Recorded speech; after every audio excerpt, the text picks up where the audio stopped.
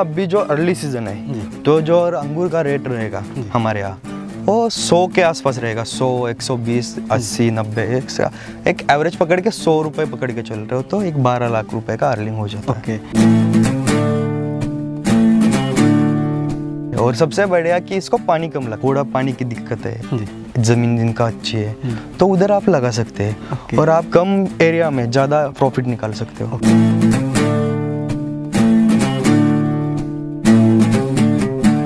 किसान भाइयों, आज का वीडियो काफ़ी इंटरेस्टिंग होने वाला है तो इस वीडियो को पूरा ज़रूर देखिएगा, क्योंकि आज के इस वीडियो में मैं बात करने वाला हूं खट्टे मीठे अंगूर की खेती के बारे में कि किसान भाई इसकी खेती किस तरीके से कर सकते हैं। आप इसकी फार्मिंग करते हैं तो इसमें कौन कौन सी प्रॉब्लम्स आती है, साथ ही आप चाहते हैं इस प्रकार का प्रोडक्शन लेना तो आप ऐसा प्रोडक्शन कैसे ले सकते हैं। तो चलिए शुरू करते हैं आज के इस वीडियो को और जानते हैं इसके बारे में। तो सबसे पहले तो आपका वेलकम है हमारे चैनल पर। जो किसान भाई आपको देख रहे हैं, थोड़ा सा आप उन्हें अपना परिचय दीजिए। जी, मेरा नाम श्रीधर फाके है और मेरा गाँव निरगुड़ी करके है, तहसील फलटन आता है और जिला सतर आता है, महाराष्ट्र। ओके, तो जो अंगूर की खेती है आप कितने टाइम से कर रहे हैं? ये खेती को अभी 8 साल हो गए और मैं कर रहा हूँ 4 साल से, मैं खुद देख रहा हूँ। ओके, तो जो अंगूर की खेती है हम इसकी इंडिया में फार्मिंग कहाँ कहाँ पे कर सकते हैं? कहाँ कहाँ बोले तो अभी जिस जगह पे बारिश कम हो रही है और मिट्टी थोड़ी अच्छी है जी, उधर अच्छे से आया जाएगा। ऐसा कोई पर्टिकुलर नहीं है कि ऐसा ही चाहिए, ऐसा कुछ दिक्कत नहीं है। तो जैसे हम मिट्टी की आप बारे में आपने बताया, तो किस तरीके की मिट्टी इसके लिए चाहिए होती है?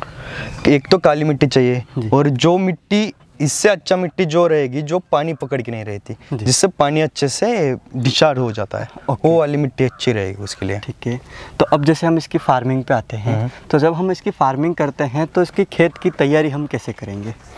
खेत की तैयारी 1 एकड़ के लिए आपको सबसे पहले तो जो आपको है कि आपको मेजरमेंट लेने पड़ेंगे कि आपका खेत कैसा है, उसके हिसाब से कितने पेड़ बैठ रहे हैं, डिस्टेंस पे कौन से डिस्टेंस पे आप लगाना चाह रहे हैं, वैरायटी कौन सी है, वो वैरायटी के ऊपर भी डिपेंड रहता है कि कितने डिस्टेंस पे आपको लगाना चाहिए। ओके, तो सबसे पहले जो रहेगा आप मार्किंग करवा लेंगे कि आप कितने डिस्टेंस पे लगवाना चाहते हैं। उसके बाद उसको गड्ढे लेके उसमें खाद डाल के, गोबर खाद डाल के उसके बाद वो पेड़ लगाएंगे हम। ओके, तो अब जैसे आपकी ये जो वैरायटी है ये कौन सी वैरायटी है? ये ताश गणेश करके आती है, वाइट कलर में आता है जी। तो अभी जैसे हम इसकी डिस्टेंस देखें तो आपके प्लांट्स की डिस्टेंस कितनी है? जो रो है, ये रो का 2 रो के बीच का डिस्टेंस 8 फीट है और 2 प्लांट्स के बीच का डिस्टेंस 5 फीट है। ओके, तो अभी जैसे मैं देख पा रहा हूँ कि आपने इसके लिए अपना जो स्ट्रक्चर बनाया है लोहे का, ये क्या कोई स्ट्रक्चर क्यों बनाते हैं, कैसा स्ट्रक्चर, उसके बारे में बताओ थोड़ा। अभी तो अंगूर है तो अंगूर तो पेड़ तो नहीं है, वो एक है, क्या बोलते हैं उसको, वेल है जी। तो उसी वजह से अंगूर को सपोर्ट तो चाहिए, उसके लिए ये स्ट्रक्चर बनाते हैं। इसमें भी 2 टाइप आते हैं, ये जो है आप देख रहे हैं ये मंडप टाइप है और जो पीछे आप देख रहे हो वो देखेंगे वो वाइट टाइप पे, तो ये मंडप टाइप है। ठीक है, तो जैसे हम ये स्ट्रक्चर अगर बनाते हैं तो ये स्ट्रक्चर कैसे बनेगा उसके बारे में भी आप थोड़ा सा बताइए। ये स्ट्रक्चर बनाने में कोई ज़्यादा दिक्कत नहीं आती, तो इसको सीधा आप जो ये पोल देख रहे हो ये 1.5 इंची साइज का थिकनेस का है, उसको मार्केट से सीधा ला के उसका कटिंग करवा के, अभी इसकी पूरी हाइट 12 फीट है, 12 फीट के हिसाब से, लेकिन जो अपना हाइट चाहिए अंगूर का तो उसका हिसाब से वो हाइट है 6 फीट। 6 फीट पे होलिंग करके सीधे आयरन के तार बिछा दिए। ओके, तो तार बिछा दिया और अपना ये तैयार हो गया। तो अब जैसे आपने बताया कि आपने जो पाइप लगाए हैं हमें हाइट इसकी 6 फीट ही चाहिए, तो फिर 12 फीट का हमें पाइप क्यों लगाना है? नहीं, 12 फीट इसलिए लेके गए हम कि जो आप पेपर देख रहे हैं जी, ये पेपर डालने के लिए हमने उसका हाइट बढ़ाया है। ओके, क्योंकि ये जो पेपर है और जो अपना ये पत्ते है उसमें भी डिस्टेंस में रहना चाहिए।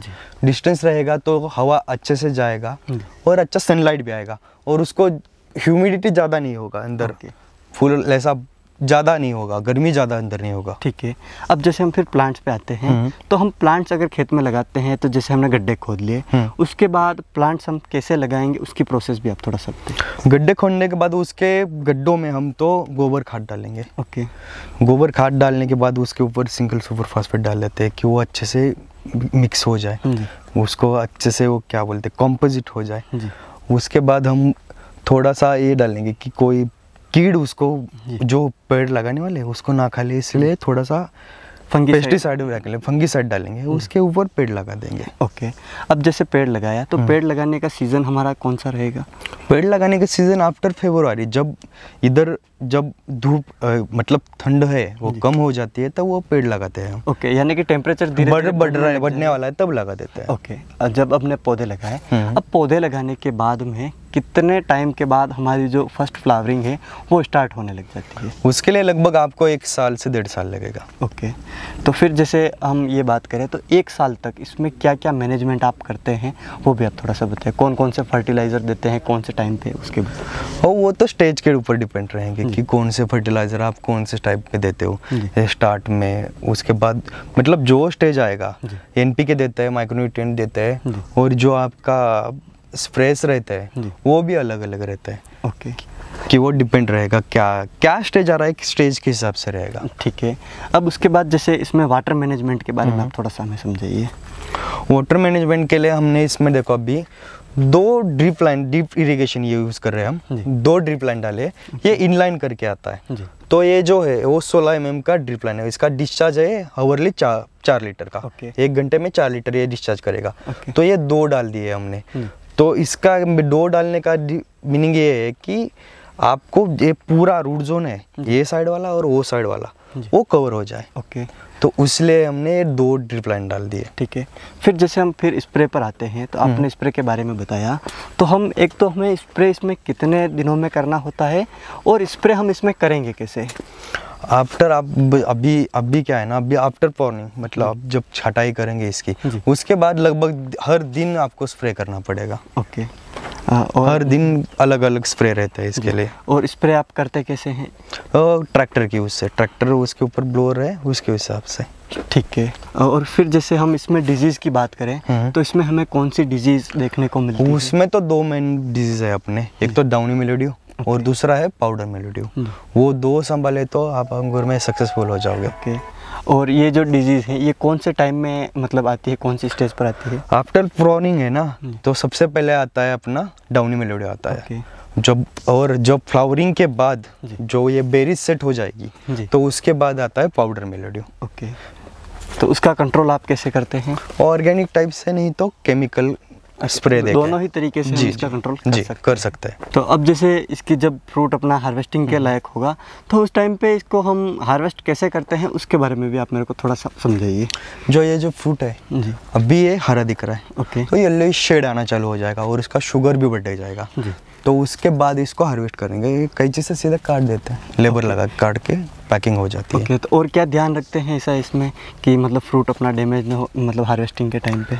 अभी ये तो है ना, ये बंच वाला फ्रूट है, ऐसे नहीं कि पकड़ के सीधा डाल दिया तुम वो पैकिंग बॉक्स में, कैरेट में, तो सीधा नहीं डाल सकते, उसका आराम से रखना पड़ता है। वो हैंडलिंग प्रॉपर वैसे करना पड़ता है। आप ऐसे ऐसे पकड़ करोगे जो ये बेरीज है वो गिर जाएगी, तो उसको ऊपर से ही पकड़ के उठाना या रखना पड़ेगा आपको। रखते टाइम सावधानी रखनी पड़ेगी। ओके, अब जैसे जो फ्रूट आप बेचते हैं तो फ्रूट का मार्केट कहाँ मिलता है आपको? मार्केट हम किधर नहीं बेचते, जो व्यापारी लोग रहते हैं वो सीधा खेत पे आते हैं, फार्म पे आ जाते हैं। उसमें एक्सपोर्ट वाले भी रहते हैं, लोकल वाले भी रहते हैं। ओके, तो अब जैसे उसके बाद हम बात करें आपके जो प्लांट्स हैं, एक बार हमने अगर इसके प्लांट्स को लगाया तो इनकी लाइफ कितनी होती है, कितने सालों तक चलेगा ये? वो इसका एवरेज लाइफ तो 10 साल है, 10 साल तो चलेगा, लेकिन आप ठीक से अच्छे से ख्याल रखोगे इसका टाइम टू टाइम तो 15 साल तक भी चल जाएगा अच्छे से। ठीक है, अब प्रोडक्शन पे आते हैं तो जैसे आपका 1 एकड़ का फार्म है तो इसमें आपको एवरेज कितना प्रोडक्शन मिल सकता है? एवरेज एक 12-13 टन के आसपास निकलता है। मतलब आप 18 टन भी जा सकते हैं, लेकिन दिक्कत आ जाती है कि जो बेरीज है छोटी रहेगी, जो लास्ट में कलर आएगा वो नहीं आएगा, वो जो शुगर आनी चाहिए वो नहीं आएगी। तो डिपेंड रहता है कि आप कितना चाह रहे हो। एक एवरेज 12 टन निकलता है, 12-13 टन। ओके, तो अब जैसे हम बात करें कि 1 एकड़ की आप ये फार्मिंग कर रहे हैं तो आपके प्लांट्स पहले से लगे हुए हैं, तो 1 साल तक आपका इसमें कितना लगभग 1 एकड़ की फार्मिंग में खर्चा आता है? खर्चा लगभग आ जाता है लगभग 4 लाख के आसपास। 4 लाख का खर्चा आता है, जिसमें आपके प्लांट इंक्लूड नहीं है, ये पहले से जी नहीं ये पहले से लगा है। और अगर हम अर्निंग की बात करें तो अगर 12 टन प्रोडक्शन मिलता है तो कितनी अर्निंग हम इससे ले सकते हैं एक एवरेजन? अभी क्या है ना, अभी जो अर्ली सीजन है तो जो अंगूर का रेट रहेगा हमारे यहाँ वो 100 के आसपास रहेगा, 100, 120, 80, 90, एक एवरेज पकड़ के 100 रुपये पकड़ के चल रहे हो तो एक 12 लाख रुपए का अर्निंग हो जाता है। ओके, यानी कि 1 एकड़ में अगर अर्ली हम अगर फार्मिंग करते हैं तो लगभग 4 लाख का तो खर्चा आता है और 12 लाख का हमें ये होगा, यानी कि एवरेज हम 7 से 8 लाख का प्रॉफिट ले सकते हैं जी। जरूर। तो जैसे कि आपने हमें वो अपना मंडप स्ट्रक्चर दिखाया है, तो जैसे अभी आपका ये जो वाई स्ट्रक्चर है उसके बारे में भी बताइए कि ये कैसा होता है और इसको कैसे बनाते हैं। जी, नाम में इसके रखा है वाई स्ट्रक्चर।